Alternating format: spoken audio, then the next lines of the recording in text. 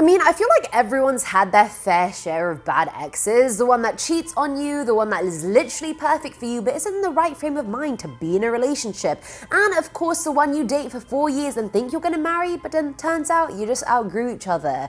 I've never had one of those exes that are out here trying to slash my tires or anything, so I feel like I'm lucky in that sense. What is up, you guys? Hope you're having an awesome day. I'm your host, Eamon Hassan, and welcome back to another video. Now, you may have thought your ex was a psychopath, but these are the top 10 scary signs you're dating a serial killer, which, believe me, is a lot worse than them leaving you on red, I assure you. Starting us off at number 10 is torturing animals. Almost every serial killer documentary / podcast I've watched or listened to, and believe me, there are a lot of those, involves a person wanting to kill or torture small animals, whether that's during their childhood or during adulthood. People that were involved in hurting animals at a young age demonstrate that they show little to no remorse and are very likely to be sociopaths that lack any and all empathy. And if you can kill something as cute as a kitten or a puppy, then a human is completely on the cards. Serial killers like being in control, and as kids, the only control they can exert is over small animals. For example, notorious cannibalistic serial killer Jeffrey Dahmer would bike around the woods near his house as a kid and collect a bunch of dead animals to dissect. He lacked so much emotionality that he even murdered and dismembered his own puppy and then put its head on a stake when he was done. Absolutely disgusting. Coming in at number 9 is arson. I get everyone wants a bad boy or girl once in a while. You're hoping that you're gonna be the one person that can set them straight and that they'll change your ways for you. Plot twist, it never happens, so stop wasting your emotional time and energy and focus on you. Self-care, haha. Now, either way, one of the biggest warning signs of a serial killer is if they have a past in arson. Like I said, serial killers love exercising control and power, and arson is a very psychologically attractive crime to them because they're in full power and control. Serial killing is tempting to them for the exact same reason. Does your partner always insist on lighting the bonfire or excessively joke about burning down and then being like, JK, lol? Maybe it is not a JK, my friends. Even David Berkowitz, aka the son of Sam Killer, was an arsonist before he became a serial killer. He was a major pyromaniac as a child, so much so that other kids would call him Pyro. He confessed to setting more than a dozen fires around New York when he was finally caught. But people think it's up to 1,400 fires that he set. David, relax.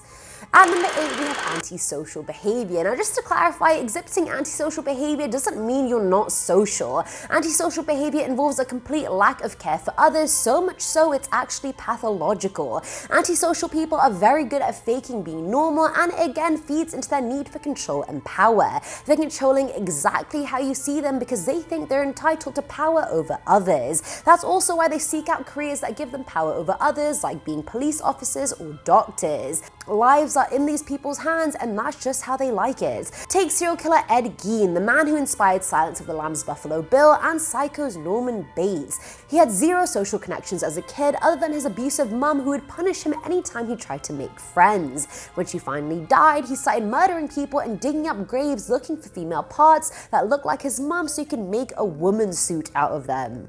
Give me the strength, Lord. We were just talking about Ed Gein's abusive mum, so it was only fitting childhood abuse came next. Obviously, not every partner you have is going to be completely transparent about their life trauma, so this one's a bit harder to pinpoint. Most serial killers are abused, may it be psychologically or physically, by a close family member whilst growing up. That instills a level of humiliation and helplessness in the person, which they then want to instill in their victims later on. Abuse breaks down a person's psyche like nothing else, and if anything, fuels someone with serial killer tendencies. And it usually ends up being the people's families that go on to become the first victims. Serial killer Ed Kemper killed his grandparents at the age of 15, and then killed 6 female college students, and then finally his abusive mother. He then decapitated her and used her head as a dartboard. At 4 years old, Eileen Warnos was abandoned by her mum. She never met her dad since he was in prison for a 7-year-old girl, and so she was raised by her granddad, who physically and abused her. Now, at number 6 is voyeurism. Now, I've said this multiple times that I do not kink shame on this channel, and I think consensual voyeurism with your partner is fine.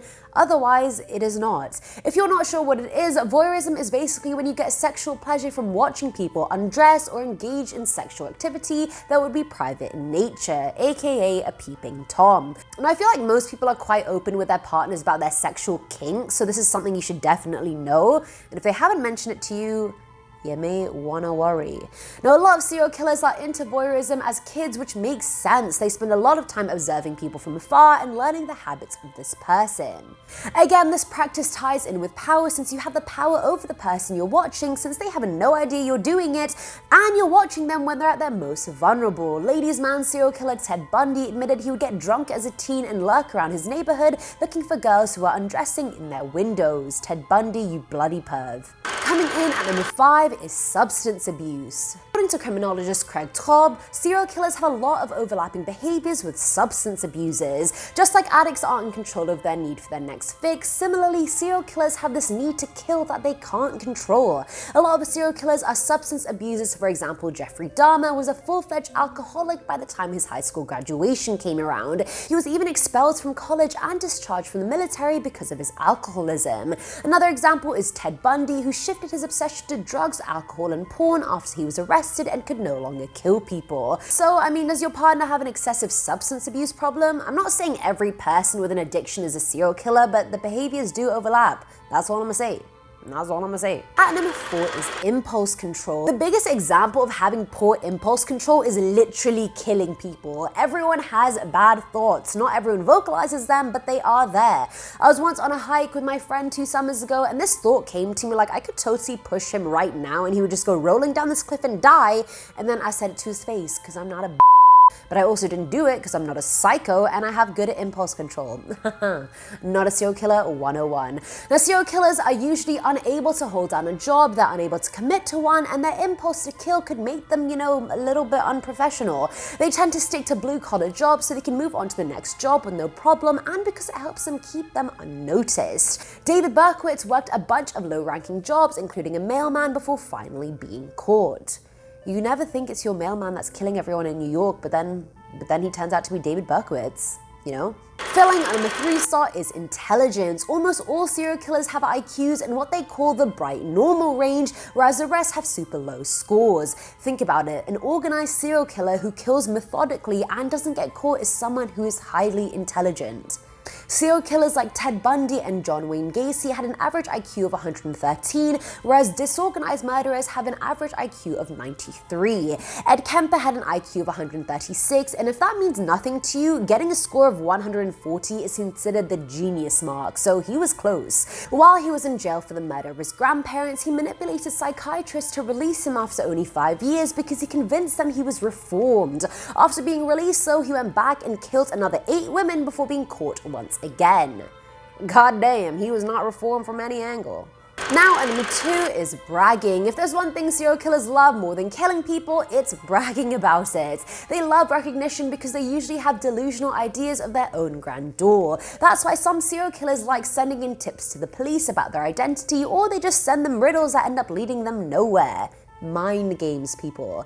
Serial killers almost need to tell people about their crimes because their egos are just so up there, and that is usually their downfall. They're so proud of what they do and often confess to murders they didn't even commit once they're incarcerated. Ian Brady and his accomplice Myra Hindley killed 5 children and often spoke about their crimes to other people, but withheld crucial details so no one would know it was them. We knew it was you. And finally, at number 1 are personality traits. So we've gone through 9 specific signs of what makes a serial killer, but now I'm going to get into the nitty-gritty parts of the personality of one. Firstly, they are charismatic as hell, almost too charismatic. Is your partner overly charming? Do they just have this thing about them that you can't quite put your finger on? Serial killer. These people are also pathological liars and will lie about shit that literally doesn't need to be lied about. You don't have to lie to me about what you had for dinner. It's not that deep. Honestly, also not the best person to date if you have trust issues, just saying. Serial killers also like moving incredibly fast in relationships because it gives them more control and allows them to invade your life completely. They also gaslight you and make you feel worthless by diminishing your confidence bit by bit to the point you feel like you're nothing without them. And lastly, do not be fooled ruled, there is no real emotional attachment in your relationship whatsoever. Founder of Psych Central John M. Grohl said serial killers form artificial, shallow relationships designed to be manipulated in a way that most benefits the psychopath. People are seen as pawns to be used to forward the psychopath's goals. Psychopaths rarely feel guilt regarding any of their behaviors, no matter how much they hurt others. So, I mean, you could think your partner's just a dick, but turns out they're a serial killer and get rid of them. And that is it for today's video, guys. Do you think you have ever dated a serial killer? I bloody hope not. Do you have an ex that's close to one? Let me know in the comments below. Let's share scary, toxic ex stories, why don't we? Woohoo! As always, I've been your host, Eamon Hassan, and I'll catch you in the next one. Bye!